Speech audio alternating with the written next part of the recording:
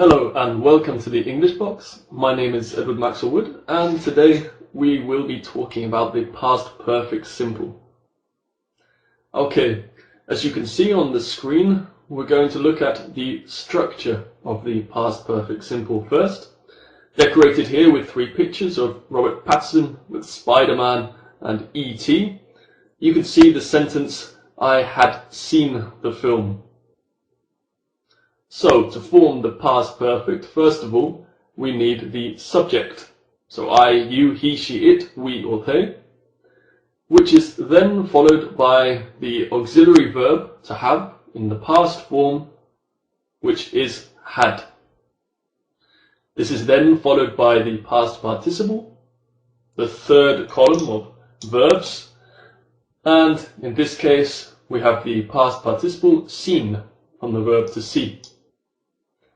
Finally, we add the complement, the extra information or the object of the sentence, in this case the film. So the complete sentence, I had seen the film. You had seen the film, he had seen the film, we had seen the film, or they had seen the film. This is the positive form of the sentence. To make the sentence negative, all you have to do is to make the auxiliary verb negative. This means that you can change it from had to hadn't or had not.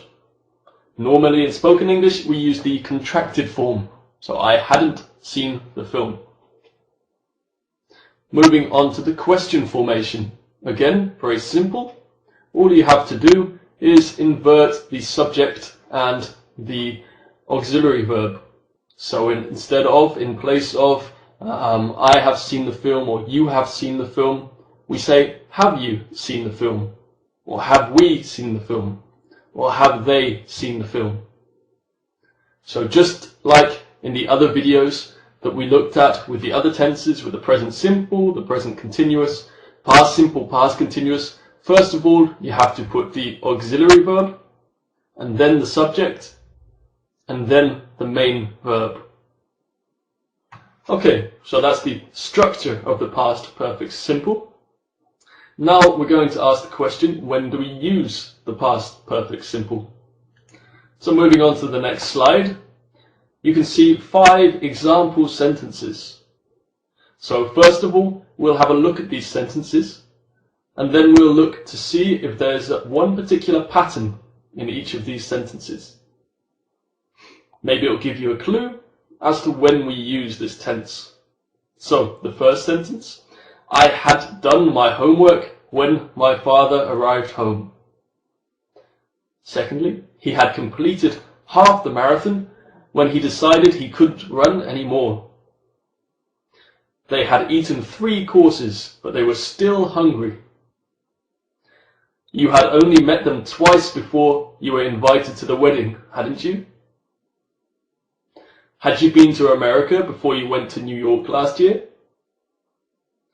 So, have you got any idea when we use the past perfect? We're going to move on to the next slide and analyze these sentences in a little more detail. So, this is the third slide. At the top you can see a diagram, a picture of when we use these past perfect tense. Underneath we have the 5 sentences again. So if we look at the first sentence, I had already done my homework when my father arrived home. You'll see the action of your father arriving home is underlined with a red line. This is the past reference point. The action is in past simple, and we refer to this point when we use the past perfect, I had done my homework, to express and describe the fact that the action happened before the action in past simple. So if you look at the diagram, the past reference point in this sentence is my father arrived home, and at some point in the past perfect zone, the homework was completed. I did my homework before my father arrived home, when my father arrived home, my homework was finished. In the second sentence, he had completed the marathon when he decided, or he had completed half the marathon when he decided he couldn't run anymore. This moment when he makes the decision, he decided, is the past reference point, and he had completed half the marathon before this happened. So we use the past perfect to move this, or describe or express the fact that this action happened before another action in the past. The same again in number 3, they had eaten 3 courses, but they were still hungry. They were still hungry is the past reference point, and before this action, before this state, if you like, they had eaten 3 courses. Again, you had only met them twice. Before you were invited, this action happened before, very clear with the use of the adverb as well. And had you been to America before you went to New York last year? So I know the person went to New York last year. I want to find out, to discover the information if they had been there already, or if this visit to New York was the very first time.